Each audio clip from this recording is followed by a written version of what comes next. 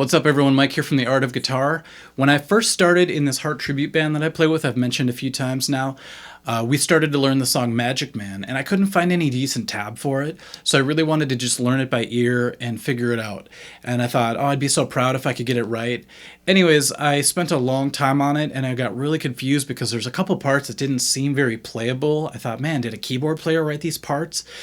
But it turns out that it's because Roger Fisher takes a couple of his strings and tunes them differently. And that would have saved me a ton of time if I would have known that in the first place.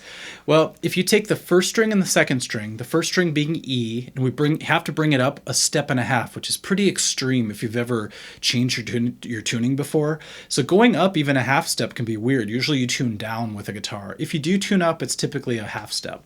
Well, in this case, we're going up a step and a half, which is just crazy. So you end up with your E string being G.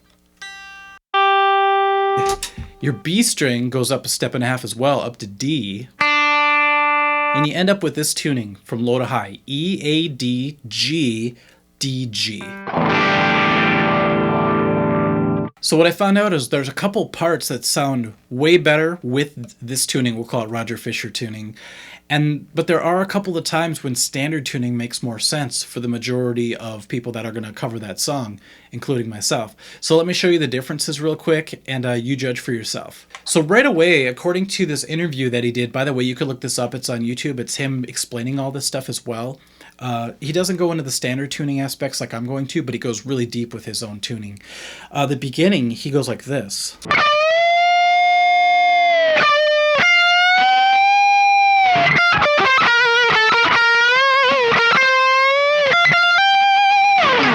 So you see there's a lot of hammer-ons where your ear is expecting a bend. For example, at the end. Like that. But the problem is it's kind of hard to bend the second string because it's tuned up a step and a half. Especially it's really hard to bend the first string because of that. There's a lot of tension going on. So he does play it sort of a strange modified way, but keep in mind that the album, it sounds like a backwards guitar, so they're actually doing something completely different. But he showed the way he played it live, and it was kind of strange to me, and you'll see when I do the standard version why it seems strange. The next part that this actually sounds better on is the verse, because you get this chord. Check this out.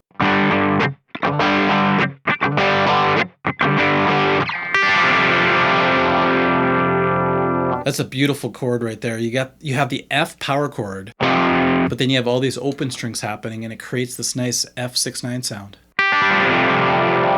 which is harder to emulate in standard tuning. So that's, I think, the biggest reason why he wanted to tune his guitar like that, so he could play this chord easily, according to what he said. So that's a time when Roger Fisher tuning wins out, is during the verse. Another place where Roger Fisher tuning wins out is during this strange guitar lick that took me forever to figure out.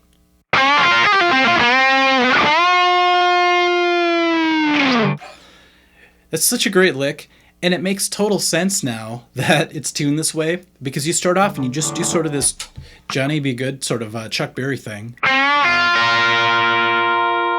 And then you come down like a blues lick with Dorian sound happening here. Okay, then you get this. Then the huge step and a half bend. When you go to standard tuning, this does not make sense. I spent hours trying to figure it out, and I had to modify it in a very strange way you'll see when I grab the other guitar for this. Another part that's better with Roger Fisher tuning is this part.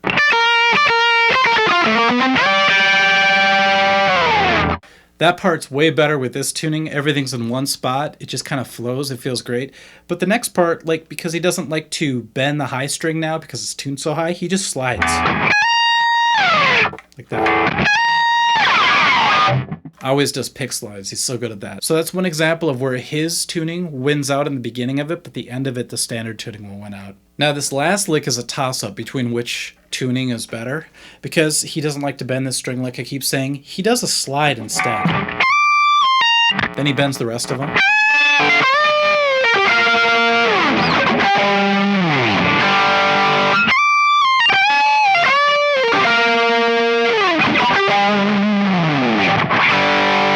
It's kind of like when you play a slide guitar and you retune your guitar and all of a sudden everything's based around one area for all these great licks. It kind of starts to happen here. You notice everything's pretty much the 15th and 17th fret. That's a good indication that you're in some kind of open tuning when you could do that.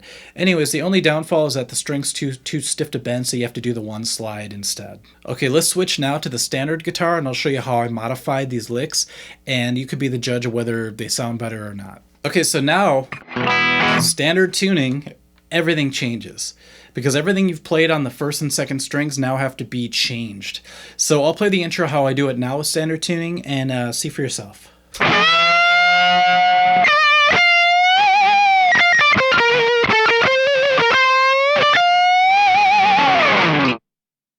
See, it's pretty close, and I'm able to bend more of the notes versus when he did the hammer-on instead. So that's one place where I like the standard tuning. Where the standard tuning falls short, in my opinion, is during the verse, because you don't have that open string F6/9 sound as easily. Now you're going to go like this. When you come down, you can't just go. Even though that is a cool sound, I like the sound of that, but it's not the right one for the sound. So what you have to do to sort of sound like the F6/9 is you have to reach your pinky over and bar across the first and second strings at the 3rd fret. It's a little strange to reach your pinky down and bar it like that, but that's the only way I could figure out to do it. Another thing you could do is, because I used to just do a bar chord, it's a little less colorful. You could leave your middle finger down and still reach your pinky down as long as you mute that D string with your ring finger. You still get that same quality, so that's another thing you could do for it. So that's a time when the Roger Fisher tuning wins out. Okay, now this gets really crazy. This is that Johnny B. Good type lick, but now we can't do that anymore. It would sound like this. It's not the same thing. So to make up for it and play it the way he does, I actually found this way to slide up here and go like this.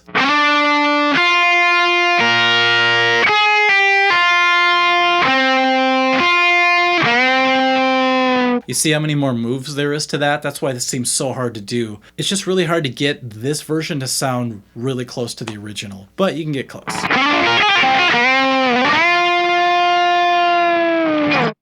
So as you can see, there's a lot more work, and it's not as much of a payoff, but it's what you have to do if you're going to play in standard tuning. All right, let's take that other part. Way harder to do in this tuning.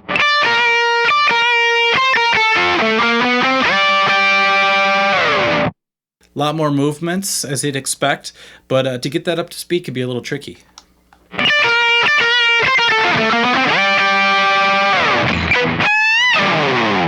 Okay, now remember those licks up here when I was doing everything up at the 15th and 17th frets? Well, now we have to move that up to compensate, and you get something like this now. I'll go slow.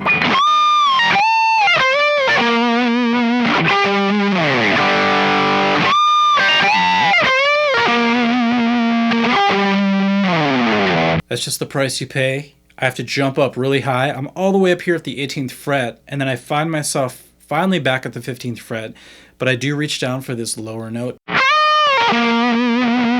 then I'm back here. And the final reason why I decided to stick with standard tuning is because he goes back and forth with Howard, the other guitar player, and Howard does this great lick that goes.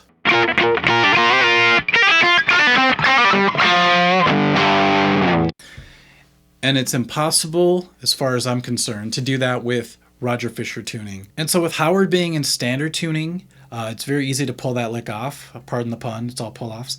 But since I play both parts in my band, I have to consider that. So staying in standard tuning made a lot more sense. Otherwise, I probably would have done Roger Fisher tuning, and I was even willing to bring an extra guitar to the show just for that one song. It's kind of my dedication, I guess, to the band.